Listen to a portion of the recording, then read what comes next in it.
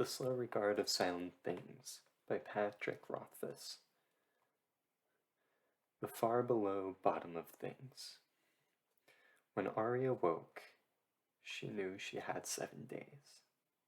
Yes, she was quite sure of it. He would come for a visit on the 7th day. A long time. Long for waiting. But not so long for everything that needed to be done. Not if she were careful. Not if she wanted to be ready. Opening her eyes, Ari saw a whisper of dim light. A rare thing, as she was tucked tidily away in the mantle, her privatest of places. It was a white day then. A deep day. A finding day. She smiled, excitement fizzling in her chest. There was just enough light to see the pale shape of her arm as her fingers found the dropper bottle on her bed shelf. She unscrewed it and let a single drop fall in Foxen's dish. After a moment, he slowly brightened into a faint, glowing blue. Moving carefully, Ari pushed back her blanket so it wouldn't touch the floor. She slipped out of bed, the stone floor warm beneath her feet. Her basin rested on the table near her bed, next to a silver of her sweetest soap. None of it had changed in the night. That was good. Arya squeezed another drop directly onto Foxen. She hesitated, then grinned and let a third drop fall. No half measures on a finding day. She gathered up her blanket then, folding and folding it up, carefully tucking it under her chin to keep it from brushing against the floor. Foxen's light continued to swell. First, the merest flickering, a fleck, a distant star. Then more of him began to iridesce, a firefly's worth. Still more, his brightness grew, till he was all over tremulant with shine. Then he sat proudly in his dish, looking like a blue-green ember, slightly larger than a coin. She smiled at him while he roused himself from the rest of the way, and he filled all of Mantle with his truest, brightest blue-white light. Then Ari looked around. She saw her perfect bed, just her size. Just so. She checked her sitting chair, her cedar box, her tiny silver cup. The fireplace was empty, and above that was the mantelpiece. Her yellow leaf, her box of stone, her gray glass jar with sweet dried lavender inside. Nothing was nothing else. Nothing was anything it shouldn't be. There were 3 ways out of Mantle.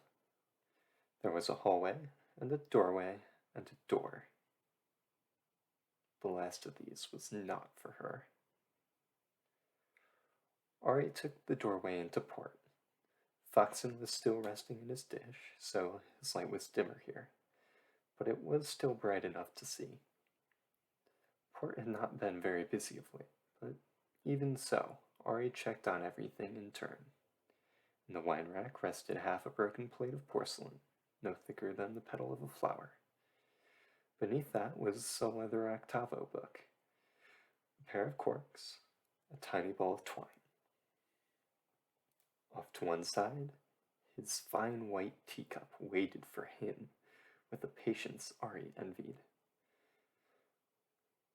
On the wall shelf sat a blob of yellow resin in a dish, a black rock, a gray stone, a smooth, flat piece of wood. Apart from all the rest, a tiny bottle stood, its wire bail open like a hungry bird. On the central table, a handful of holly berries rested on a clean white cloth. Ari eyed them for a moment, then took them to the bookshelf, a perch where they were more suited to. She looked around the room and nodded to herself. All good. Back at Mantle, Ari washed her face and hands and feet. She slipped out her nightsuit and folded it into her cedar box. She stretched happily, lifting up her arms and rolling high on her toes. Then she ducked into her favorite dress, the one he'd given her. It was sweet against her skin. Her name was burning like a fire inside of her. Today was going to be a busy day. Ari gathered up Foxen, carrying him cupped in the palm of her hand. She made her way through port, slipping through the jagged crack in the wall. It was not a wide crack, but Ari was so slight that she barely needed to turn her shoulders to keep from brushing up against the broken stones. It was nothing like a tight fit. Van was a tall room with straight, white walls of fitted stone. It was an echo-empty place save for her standing mirror. But today there was one other thing. The gentlest breath of sunlight. It snuck in through the peak of an arched doorway filled with rubble, broken timber, blocks of fallen stone. But there, at the very top, a smidge of light. Ari stood in front of the mirror and took the bristle brush from where it hung on the mirror's wooden frame. She brushed the deep snarl from her hair until it hung about her like a cloud.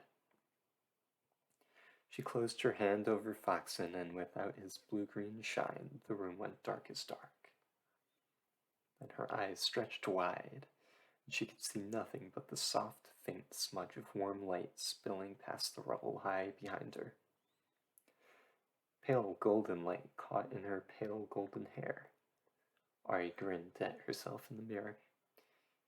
She looked like the sun. Lifting her hand, she uncovered Foxen and skipped quickly off into the sprawling maze of rubric. It was barely a minute's work to find a copper pipe with the right kind of cloth wrapping. But finding the perfect place, well, that was the trick, wasn't it? She followed the pipe through the round red brick tunnels for nearly half a mile, careful not to let it slip away from her amongst the countless other twining pipes. Then, with no hint of warning, the pipe kinked hard and dove into the curving wall, abandoning her. Rude thing. There were countless other pipes, of course, but the tiny tin ones had no wrap at all. The icy ones of burnished steel were far too new. The iron pipes were so eager as to be almost embarrassing, but their wrappings were all cotton, and that was more trouble than she cared to bother with today. So Ari followed a fat ceramic pipe as it bumbled along. Eventually it burrowed deep into the ground, but where it bent, its linen wrap hung loose and ragged as an urchin's shirt. Ari smiled and unwound the strip of cloth with gentle fingers, taking great care not to tear it. Eventually it came away, a perfect thing, a single gauzy piece of graying linen, long as Ari's arm. It was tired but willing, and after folding it upon itself, she turned and pelted madly off into the echoing emerald, then down and down to the 12. The 12 was one of the rare changing places of the Underthing. It was wise enough to know itself, and brave enough to be itself, and wild enough to change itself while somehow staying altogether true. It was nearly unique in this regard, and while it was not always safe or kind, Ari could not help but feel a fondness for it. Today, the high arch space was just as she'd expected, bright and lively. Sunlight speared down through the open gratings far above, striking down into the deep, narrow valley of the changing place.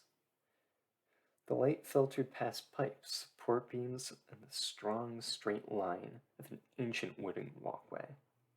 The distant noise of the street drifted down to the far below bottom of things. Ari heard the sound of hooves on cobblestones, sharp and round as a cracking knuckle.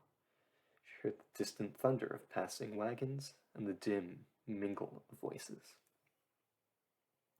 Threading through it all was a high, angry cry of a babe who clearly wanted tit and wasn't getting it. At the bottom of the yellow 12, there was a long, deep pool with water smooth as glass. The sunlight from above was bright enough that Ari could see all the way down to the second snarl of pipes beneath the surface. She already had straw here, and 3 bottles waited on a narrow ledge of stone along one wall. But looking at them, Ari frowned. There's a green one, a brown one, and a clear one. There was a wide wire baling top, a gray twisting lid, and a cork fat as a fist. They were all different shapes and sizes, but none of them were quite right. Exasperated, Ari threw her hands into the air. So she ran back to Mantle, her bare feet slapping on the stone. Once there, she eyed the gray glass bottle with the lavender inside. She picked it up, looked it over carefully, and set it back down in its proper place before she scampered out again. Ari hurried through port, heading out by way of the slanting doorway this time, rather than the crack in the wall. She twisted up through Withy, Fox and Thorn, wild shadows on the wall. As she ran, her hair streamed over her like a banner. She took the spiral stairs through Dark House, down and around, down and around. When she finally heard moving water and the tink of glass, she knew she'd come into the threshold of Clink's. Soon Foxen's light reflected off the roiling black pool of water that swallowed the bottom of the spiraling stairs. There were 2 bottles perched in the shallow niche there, one blue and narrow, one green and squat. Ari tilted her head and closed one eye, then reached out to touch the green one with 2 fingers. She grinned, snatched it up, and ran back up the stairs. Heading back, she went through vaults for a change of air. Running down the hall, she sprang over the first steep fissure and the broken floor, as lightly as a dancer. The second crack, she leapt as lightly as a bird. The third, she jumped as wildly as a pretty girl who looked like the sun. She came into the yellow 12 all puffed and panting. As she caught her breath, she tucked Foxen in the green bottle, patted him carefully with straw, and locked down the hasp against the rubber gasket, sealing the lid down tight. She held it up to her face, then grinned and kissed the bottle before setting it carefully by the edge of the pool. Ari shucked off her favorite shoes and hung it on a bright brass pipe. She grinned and shivered a little, nervous fish swimming in her stomach. Then, standing in her all together, she gathered up her floating hair with both her hands. She brushed it back and bound it, winding and tying it behind her hair with a strip of old gray linen cloth. When she was done, it made a long tail that hung down to the small of her back. Arms held close against her chest, Ari took 2 tiny steps to stand beside the pool. She dipped a toe into the water, then her whole foot. She grinned at the feel of it, chill and sweet as peppermint. Then she lowered herself down, both legs dangling in the water. Ari balanced for a moment, holding her naked self up with both hands, away from the cold stone lip at the edge of the pool. But there was no avoiding it. So Ari puckered up and settled herself the rest of the way down. There was nothing peppermint about the cold stone edge. It was a dull, blunt bite against her tender, altogether hindmost self.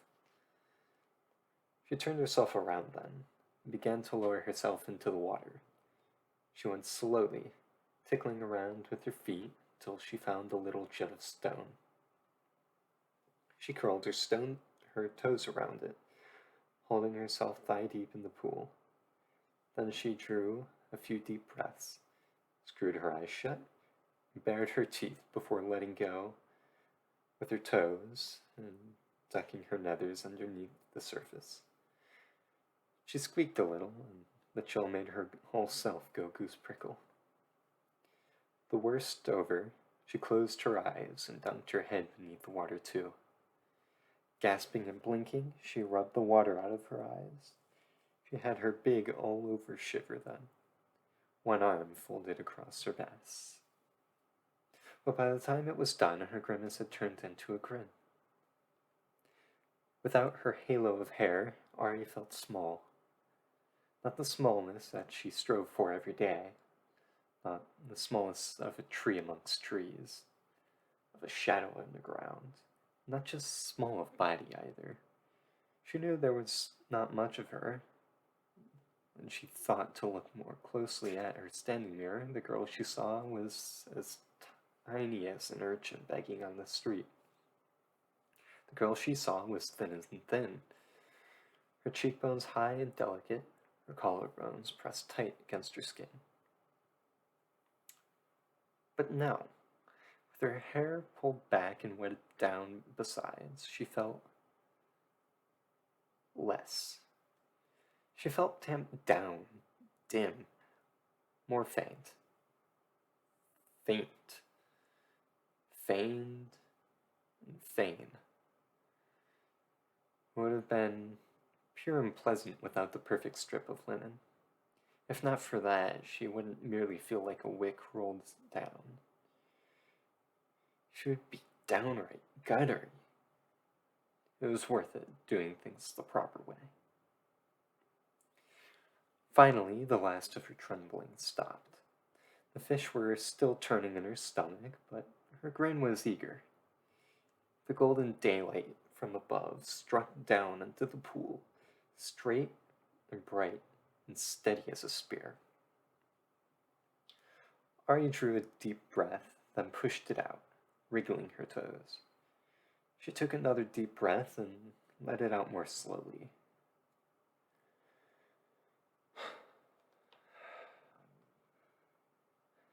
Then a third breath. Ari gripped the neck of Foxen's bottle in one hand, let go of the stone edge of the pool, and dove beneath the water. The angle of light was perfect, and Ari saw the first pipe tangle clear as anything. Minnow quick, she turned and glided smoothly through, not letting any of them touch her. Below that was the second snarl. She pushed an old iron pipe with her foot to keep herself moving downward, then tugged a valve with her free hand as she went past, changing speed and sliding through the narrow space between two wrist-thick copper pipes. The spearlight faded as she sank, leaving only Foxen's blue-green glow. But his light was muted here, filtered through straw and water in the thick green glass. Ari made her mouth a perfect O and puffed out 2 quick bursts of bubbles. The pressure grew as she went deeper, shapes looming dimly by her in the dark. An old walkway, a tilting slab of rock, an ancient algae-covered wooden beam. Her outstretched fingers found bottom sooner than her eyes, and Ari swept her hand across the half-seen surface of the smooth stone floor, back and forth, back and forth. Quick but wary. Sometimes there are sharp things here. Then her fingers closed on something long and smooth. A stick? She closed it underneath her arm and let herself begin to float back up towards the distant light. Her free hand found familiar pipes, pulling and steering, twisting through the maze of half-seen shapes. Her lungs began to ache a bit, and she released a stream of bubbles as she rose. Her face broke the surface near the edge, and in the golden light she saw what she had found, a clean white bone. Long, but not a leg. An arm, really. The prima axial. She ran her fingers down the length of it and felt a tiny seam that ran all the way around it like a ring, showing it had broken and long healed. It was full of pleasant shadows. Smiling, Ari set it aside. Then she drew 3 slow, deep breaths, gripped Foxen tight, and dove into the pool again.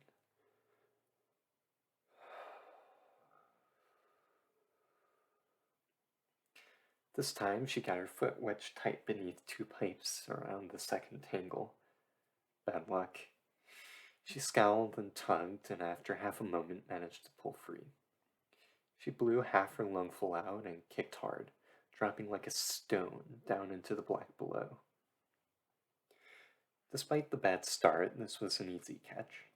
Her fingers found a tangle of something or other before they even touched the bottom. She had no guess what it might be. Something metal, something slick, and something hard, all jumbled up together. She gathered it close to her chest and started up again. This time she couldn't tuck her find beneath her arm for fear she'd lose some piece of it. So Ari nestled Foxen's bottle in the crook of her arm and pulled herself up along with her left hand. Felt good, balanced, and she broke the surface, not even needing to blow the rest of her bubbles. She spread the tangle out by the edge of the pool, an old belt with a silver buckle so tarnished it was black as coal. A leafy branch with a bewildered snail, and lastly but not least, looped onto a small piece of rotten string, all tangled with the branch, was a slender key, as long as her first finger. Ari kissed the snail and apologized before setting the branch back in the water where it belonged. The leather of the belt was turned against itself, but at the slightest tug the buckle came away. Both of them were better off that way. Clinging to the stone edge of the pool, Ari shivered now in tiny waves. They moved across her shoulders and her chest. Her lips had gone from pink to pale pink tinged with blue. She picked up Foxen's bottle and checked the bell to make sure it was tight. She looked down into the water, the fish in her stomach swimming excitedly. Third time was the lucky one. Ari pulled a breath and dove again, her body twisting smoothly, her right hand fighting all the friendly grips, down to the dark, the stone, the timber, the nothing but dim Foxen's light, coloring her outstretched hand a pale blue-green, looked the way a water nixie's must. Her knuckles brushed against the bottom. She spinned a bit to orient herself. She kicked and swept her hand about, skimming smoothly out along the black stone bottom of the pool. Then she saw a glint of light, and her fingers bumped against something solid and cold, all hard lines and smooth. It was full of love and answers, so full she felt them spilling out at just her briefest touch. For the space of 10 hard heartbeats, Ari thought it must be fastened to the stone. Then it slid, and she realized the truth. It was a weighty thing. After a long, slippery moment, her fingers found a way to pry it up. It was solid metal, thick as a book. It was oddly shaped and heavy as a bar of raw iridium. Ari brought it to her chest and felt its edges dig into her skin. Then she bent her knees and pushed off hard against the bottom with both feet, looking up toward the distant shimmer of the surface. She kicked and kicked, but barely seemed to move. The metal thing dragged, pulling her down. Her foot bumped hard against a thick iron pipe, and Ari took the chance to brace herself and give another push. She felt a rush of motion up that slowed as soon as her foot left the iron behind. Her lungs were fighting with her now. Half full, the dumb things wanted air. She puffed out a mouthful of bubbles, trying to trick them, knowing every bubble lost would weigh her down, knowing she wasn't even near the bottom tangle yet. Ari tried to shift the metal thing to the crook of her arm so she could pull herself along, but when she tried, the smoothness of it slipped a little in her fingers. In the sudden panic afterwards, she clutched, fumbled, and Foxen's bottle knocked against some unseen shape. He slid and jostled free of Ari's light grip. Ari snatched with her free hand, but her knuckles only battered Foxen farther off away. And for a moment, Ari froze. To let the metal drop would be unthinkable, but Foxen, he had been with her forever.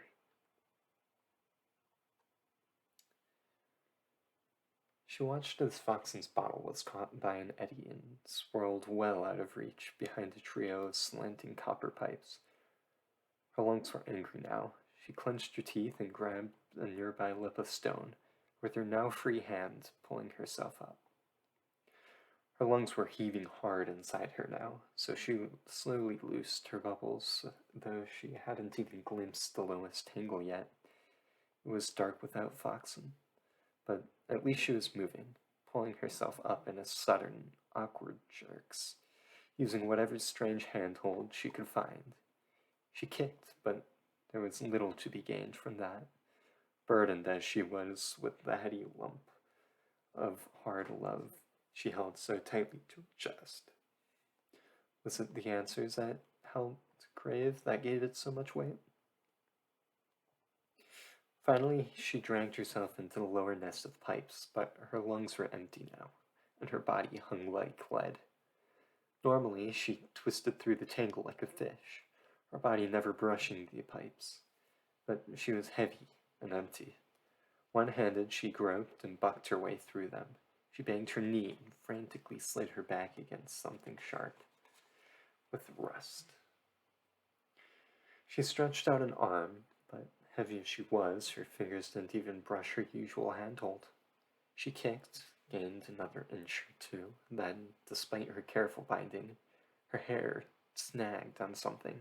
It jerked her to a sudden stop, snapping her head back and spinning her boldly sideways in the water.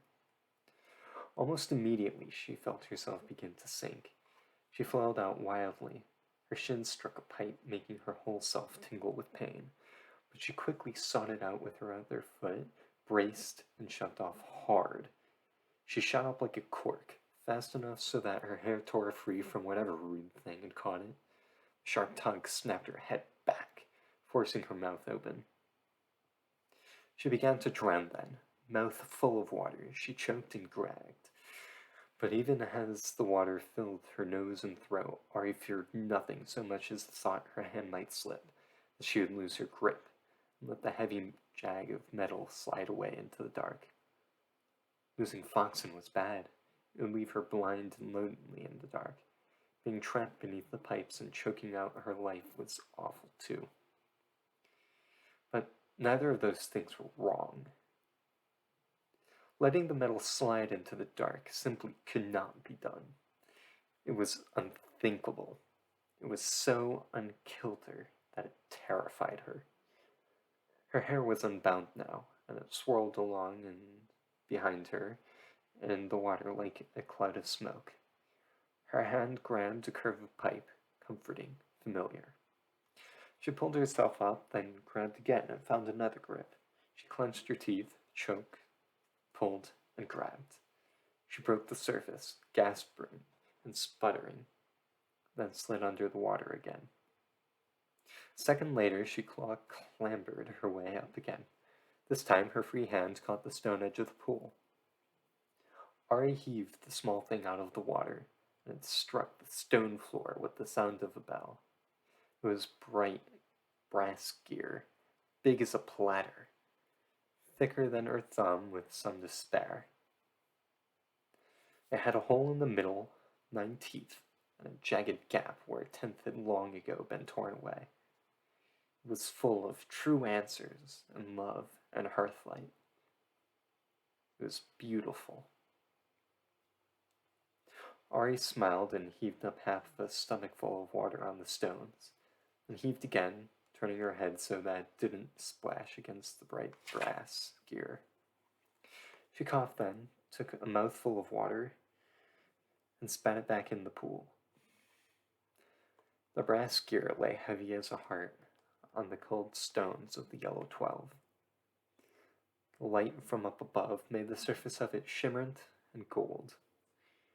It looked like a piece of sun she'd brought up from the deep. Ari coughed again and shivered.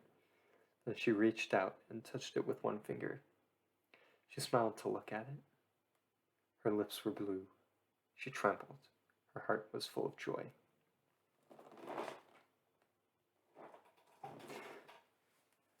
After she pulled herself out of the water, Ari looked around the pool at the bottom of the 12. Though she knew better, she hoped to see Foxen bobbing idly on the surface. Nothing. Her face was solemn then. She thought of going back, but no. 3 times. That was the way of things, but the thought of leaving Foxen in the dark was enough to put a fine, thin crack through her heart. To lose him after all of this time? Then Ari caught a glimpse of something deep below the surface. A glint. A glow. She grinned. Foxen looked for all the world like a great bumbrous firefly as he bobbled and bumped his slow way slowly up through all the tangled pipes. She waited 5 long minutes, watching Foxen's bottle bob, drift, until it finally popped up to the surface like a duck. Then she caught it up and kissed it. She held it to her chest. Oh yes, it was well worth it, doing things the proper way. First things first, Ari freed Foxen from the bottle and set it next to the others on the wall. Then she headed down to Clink's and rinsed herself in the railing water there. Then she washed herself, using up the slender remnant of a cake of soap that smelled of citrus fruit and summer. After soaping and scrubbing and cleaning her hair, Ari dove into the endless black water of Clink's to rinse herself one final time. Under the surface, something brushed against her. Something slick and heavy pressed its moving weight against her leg. It did not bother her. Whatever it was in its proper place, and so was she. Things were just as they should be. Dripping clean and wringing out her hair, Ari headed off through Tenner's. Not the quickest way, but it would be unseemly to head through Dunning's in nothing but her pinkness. But even taking the longer way, it wasn't long before she turned the corner into Baker's, wet feet slapping on the stone. She rested Foxen on a piece of jutting brick nearby, as he wasn't fond of too much heat. The thick steel pipes along the tunnel's wall were too hot to stand near today, and the walls and floor had been basking until they too were all crickly with heat. Ari spun in a slow circle to keep any part of her tender altogether from getting roasted by the silent red roar pouring off the pipes. It was only moments before the place had dried off her skin, set her fine hair floating, and cooked the shivers from her icy bones. After that, she fetched her favorite dress from the yellow 12. She slid it over her head, then carried all her treasures back to port, where she arranged them on the central table. The leather belt was etched in odd curling patterns. The bright brass gear was bright straight through. The key was black as black. The buckle, though, it was black with bright beneath. It was a hidden thing. Might the buckle be for him? That'd be a good beginning to the day. Nice thing to have settled early on. His gift already with his visit days away. Arya eyed the buckle sharply. Was it a proper gift for him?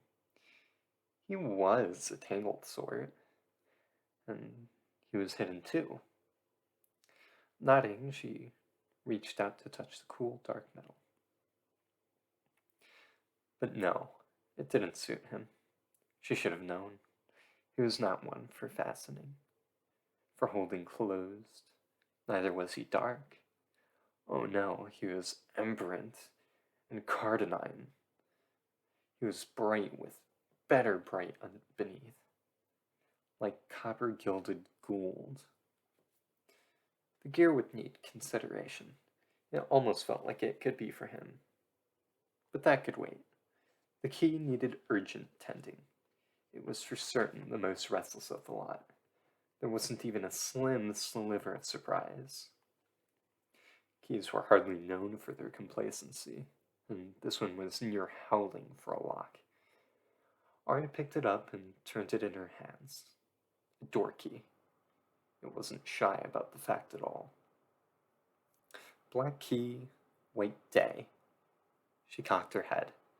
The shape of things was right. It was a finding day. There was no doubt the poor thing badly went intending. She nodded to herself and slipped the key into the pocket of her dress. Even so, before she left, Arya helped everything to find its proper place. The belt stayed on the central table, obviously. The buckle moved to rest beside the dish of resin. The bow nestled almost indecently close to the holly berry. The gear was troublesome in this regard. She set it on the bookshelf, then moved it to the table in the corner. It leaned against the wall, the gap from its lost tooth pointing up into the air. Arya frowned. It wasn't the proper place. Arya brought out the key and held it in front of the gear. Black, brass, both for turning, and 12 teeth between them. She shook her head and sighed. She put the key back into her pocket and left the great brass gear on the bookshelf. It wasn't the proper place for it, but it was the best she could do for now. Burrow was closest, so Arya headed there, ducking her head through the low stone doorways until she came to the first of its doors. Standing there, Arya cupped Foxen in her palm and huffed a gentle breath onto him, fanning his light. The wooden door was huge and gray with age, its hinges hardly more than flaking rust. She drew the key out of her pocket and held it out in front of her, between herself and the great gray door. She looked back and forth between them, then turned and patted away. 3 left turns and through a broken window to the second door, also old and gray, but larger than the first. Here she barely needed to glance at them before she knew the truth. This wasn't right. These weren't the proper doors. Where then? Tenors? Black door? She shivered. Not black door. Not on a white day. Wayne's instead. Then tenors. Even Thoroughbottom. This was not a key for black door. No.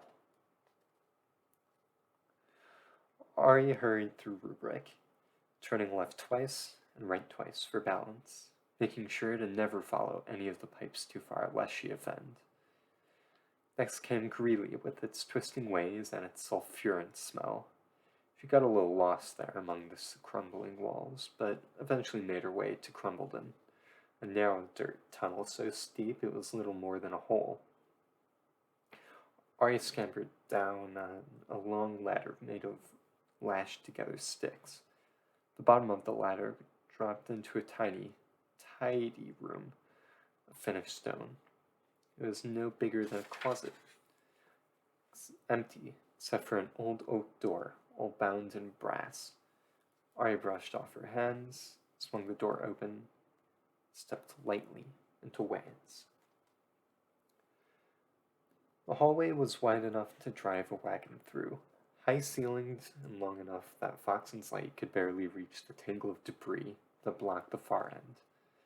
Above her, blue-white light scattered off a crystal chandelier. Dark wood paneling hugged the lower portions of the wall, but above that was ornate plasterwork. There were broad frescoes decorating the ceilings. Women in gauze lounged around, whispering and rubbing oil on each other. Men frolicked about in the water, flapping around ridiculously in their absolute altogether. Ari took a moment to look at the pictures as she always did, grinning wickedly. She shifted her weight from side to side, the polished marble floor chill beneath her tiny feet. Both ends of Wayne's were blocked by fallen rock and earth, but in the middle it was clean as a crucible, everything dry and tight as you please. No damp, no mold, no drafts to bring in dust. Altogether, men or no, it was a seemly place.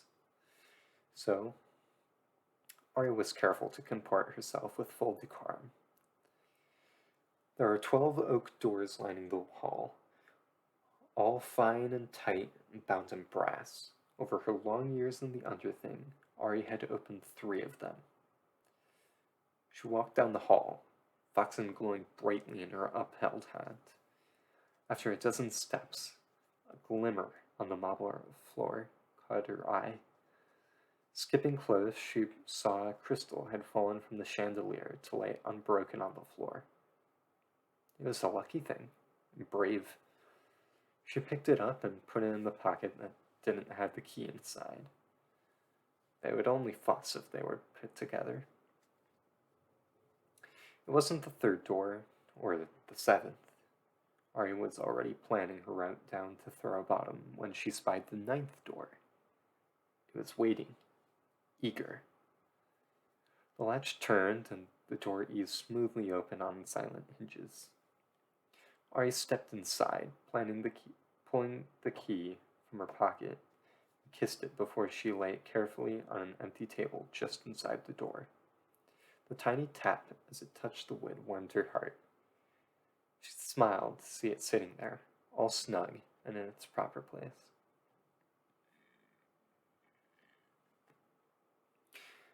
It was a sitting room, very fine. Ari sat Foxen in a wall sconce and went to have a careful look around. A tall velvet chair, a low wooden table, a plush couch on a plush carpet. In the corner was a tiny cart filled with glasses and bottles. They were very dignified. There was something wrong with the room. Nothing looming, nothing like in Sit Twice or Faceling. No. This was a good place, a nearly perfect place. Everything was almost. It hadn't been a white day with everything done properly. She might not have been able to tell something was amiss. Still, it was, and she did. Ari stepped around the room, hands clasped primly behind her back. She eyed the cart, more than a dozen bottles, all colors. Some stoppered in full, some holding little more than dust. There was a burnished silver gear watch on one of the tables near the couch. There was a ring, too, and a scattering of coins. Ari eyed them curiously, touching nothing. She moved daintily. One step, another. The dark plush of the carpet was sweet beneath her feet, like moss. When she bent down to run her fingers over the hush of it, she glimpsed a tiny whiteness underneath the couch. She reached deep into the shadows with a small white hand, having to stretch a bit before her fingers caught it, smooth and cool. It was a tiny figurine carved from a piece of pale, retiring stone. A small soldier with clever lines to show his hauberk and his shield. But his truest treasure was the sweetness of his face, kind enough for kissing. It didn't belong here, but it wasn't wrong. Rather, it wasn't what was wrong with the room. The poor thing was simply lost.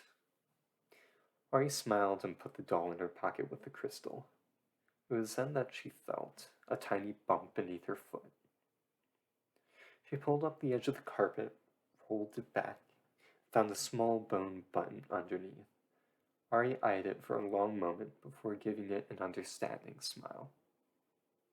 That wasn't it either. The button was just as it should be. Moving carefully, she laid the carpet back exactly as she found it, patting it into place with her hands. She looked around the room again. It was a good place, and almost entirely as it should be. There wasn't really anything for her to do here. It was startling, really, as the place had obviously been alone for ages without anyone tending to it. Even so, there was something wrong. Some lack. Some tiny thing, like a single cricket legging madly in the night. A second door sat on the other side of the room, eager to be opened. She worked the latch, walked through a hallway, only to come to the foot of a set of stairs. There she looked around with some surprise. She thought that she was still in Lane's, but clearly not. This was a different place entirely. Ari's heart beat faster then.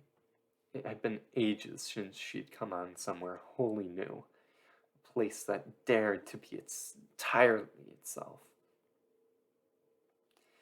Still, carefully. In Foxen's steady light, Ari looked closely at the walls and ceiling. A few cracks, but nothing thicker than a thumb. A few small stones had fallen. There was dirt and mortar on the steps as well. The walls were bare and slightly condescending. No, she had obviously left Wayne's behind. She ran a hand over the stones of the steps. The first few were solid, but the fourth was loose, as were the sixth and seventh, and the 10th. There was a landing halfway up where the stairway turned back on itself. There was a door, but it was terribly bashful, so Ari pretended not to see it. She made her careful way up the second flight of steps and found half of them were also loose or prone to tipping. Then she went back down the stairs, making sure she'd found all the shifting stones. She hadn't. It was terribly exciting. The place was tricky as a drunken tinker and a little sly. It had a temper, too. It'd be hard to find a place less like a garden path. Some places had names. Some places changed, or they were shy about their names. Some places had no names at all. And that was always sad. It was one thing to be private, but to have no name at all? How horrible. How lonely. Ari made her way up the stairs a second time, testing each one with her feet, avoiding the spots she knew were bad. As she climbed, she couldn't tell what sort of place this was. Shy or secret? Lost? Lonely? A puzzling place. Made her grin all the wider.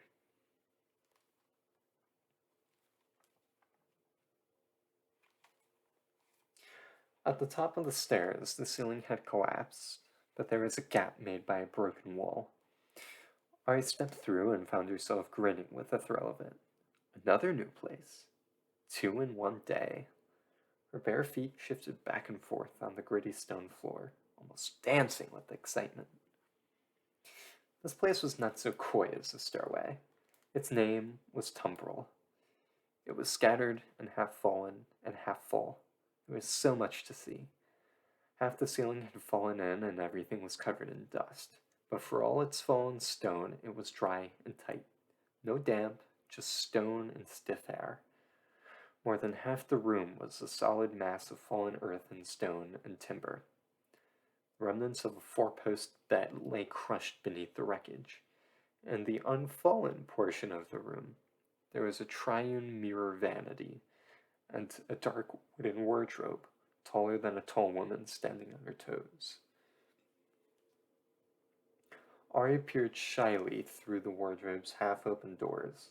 She glimpsed a dozen dresses there, all velvet and embroidery. Shoes, a robe of silk, some gauzy bits of the sort the woman in the frescoes down in Wayne. The vanity was a rakish thing, garrulous and unashamed. The top was scattered with pots of powders, small brushes, sticks of eye paint, bracelets, rings, combs of horn and ivory and wood. There were pins and pens and a dozen bottles, some substantial and some delicate as petals. It was a startling disarray. Everything resting atop the vanity was somehow askew. Powders were spilled, bottles toppled, the dishes of pens all higgledy-piggledy. Disheveled or no, Ari couldn't help but take a liking to the thing, gruff and bawdy as it was. She sat primly on the edge of the straight-backed chair. She ran her fingers through her floating hair and smiled to see herself reflected in a tripe ditch. There was a door, too, opposite the broken wall. It was half buried by a broken beam and blocks of shattered stone, but hidden as it wasn't shy. Ari began to work then, setting things to rights as best she could. She shifted the wooden beam that blocked the door, lifting and straining a few inches at a time until she could lever at it with another piece of fallen timber. Then she cleared away the stones, pushing the ones she couldn't carry, rolling the ones she couldn't push. She found the wreckage of a small table underneath the stones, and amid the splintered wood she found a length of fine white tattered lace. She folded this up carefully and put it in her pocket with the crystal and the small stone soldier.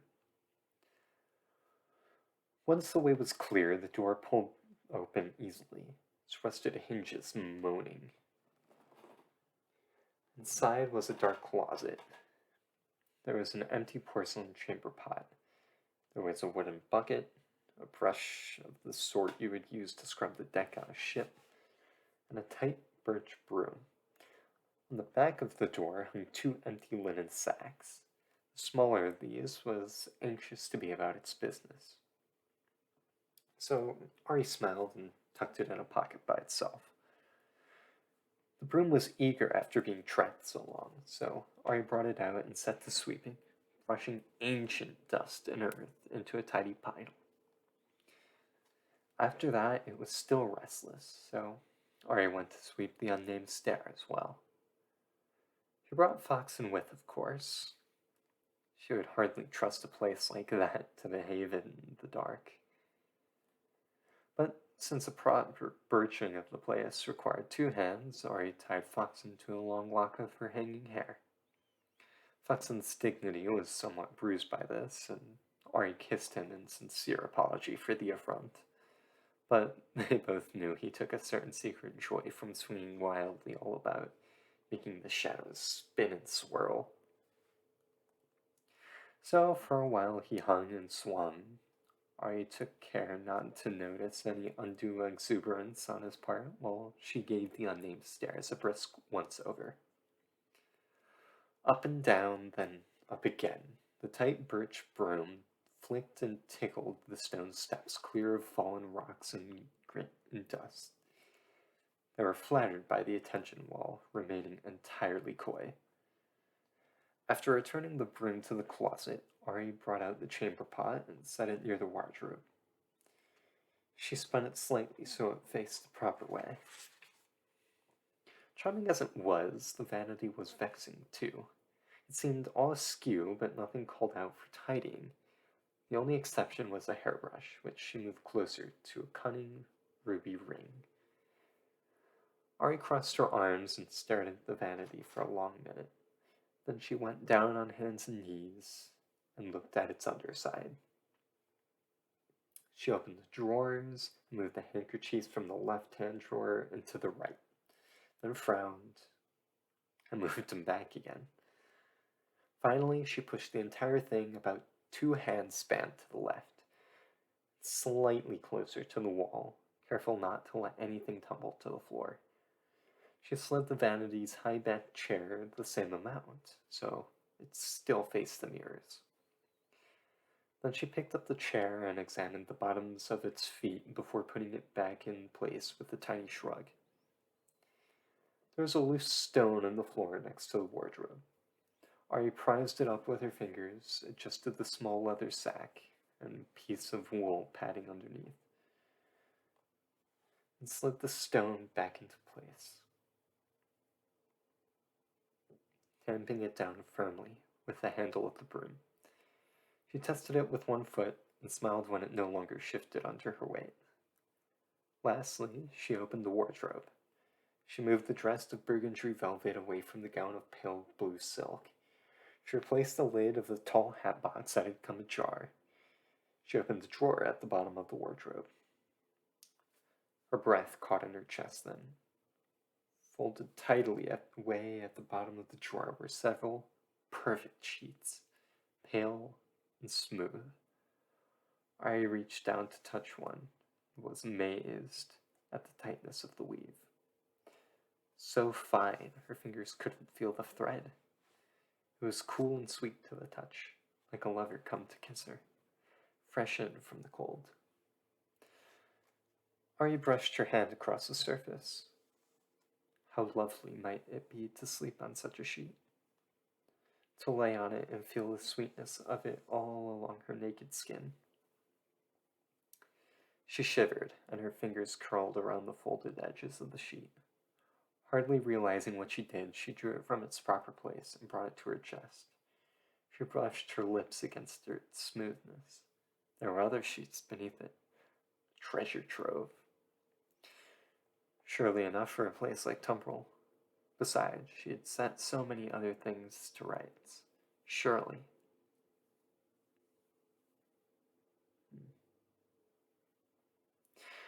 She looked down at the sheet for a long moment. And while her eyes were all softness and want, her mouth grew firm and furious. No. This was not the way of things. She knew better. She knew perfectly well where this sheet belonged. Ari closed her eyes and put the sheet back in the drawer, shame burning in her chest. She was a greedy thing sometimes, wanting for herself, twisting the world all out of proper shape, pushing everything about with the weight of her desire. She closed the door and came to her feet. Looking around, she nodded to herself. She'd made a good beginning here. The vanity was obviously in need of some attention, but she couldn't taste the nature of it yet. Still, the place had a name, and everything obvious was tended to. Ari took Fox in and headed down the unnamed stair, through wains and crumbled in, and all the way back to Mantle. She fetched fresh water. She washed her face and hands and feet. After that, she felt much better. She grinned, and on a whim, she sprinted off to delving. She hadn't visited in ages, and missed the swarm earth smell of it, the closeness of the walls. Running lightly on her toes, Ari danced through rubric, ducking pipes.